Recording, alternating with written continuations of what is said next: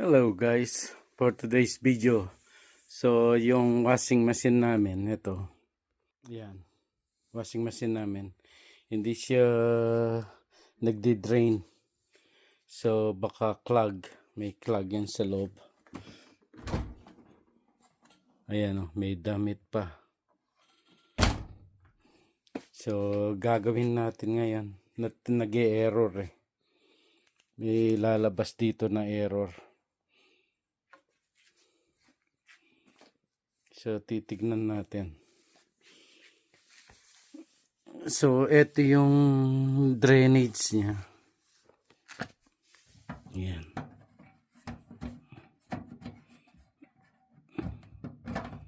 Matanggal natin ditong takip. Matanggal natin itong takip eh.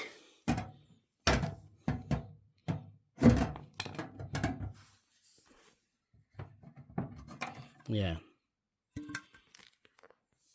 So meron siyang drainage dito. Tatanggalin natin.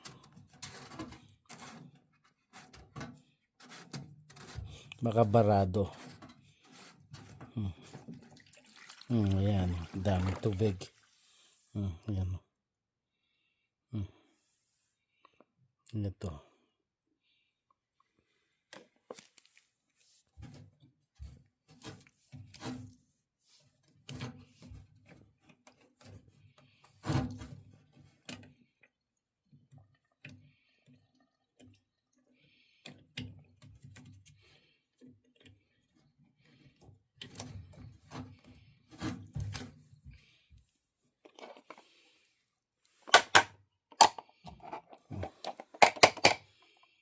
Yan.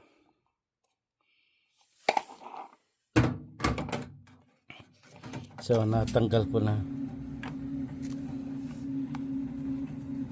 Ayan yung nasa loob. Pero wala namang ganun dumi.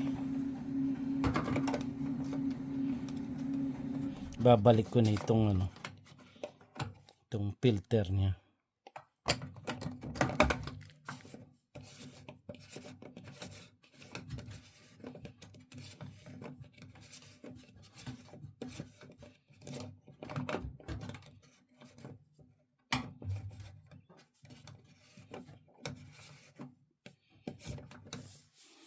Yan. Tapos itatry natin yan. So itatry natin paanda rin.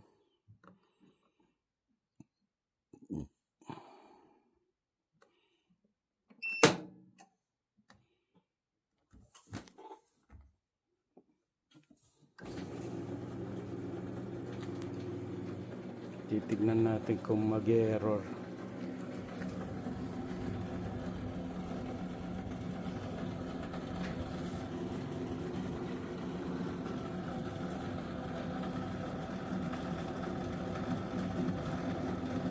Lalagay siya ng tubig. Hindi ganong makita sa loob dahil madilim.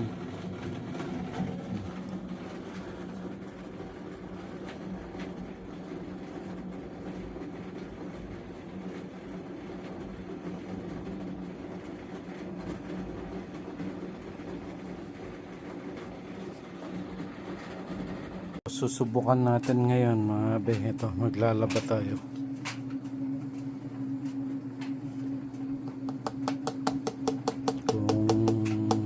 Dire-diretso kung wala nang error, kasi kanina wala nang error eh.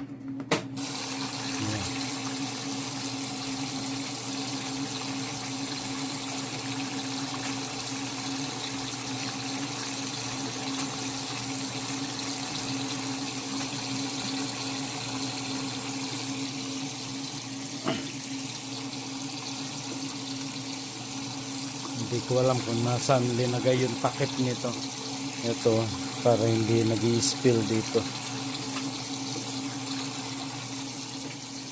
So babalikan natin, titingnan natin. So 1 hour and 40 minutes babalikan natin mamaya. Yan guys, nasa rinse na. Sabi ni Mrs. pag nasa rinse nag-e-error. So far, wala pa naman siyang error. Ayan.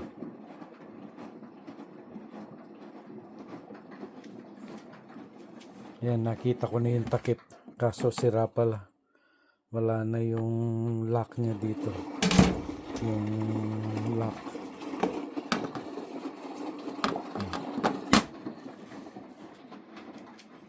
So, titignan natin kung matatapos. So, ayan mga abe. 11 minutes na lang at nasa spin na siya. So, nalagpasan na natin yung rinse. So, ayan. So, ibig sabihin na wala na siyang error. Dire-diretso na yan. Ayan na mga abe. Tapos na. Finish na. Nandiyan na. 0-0.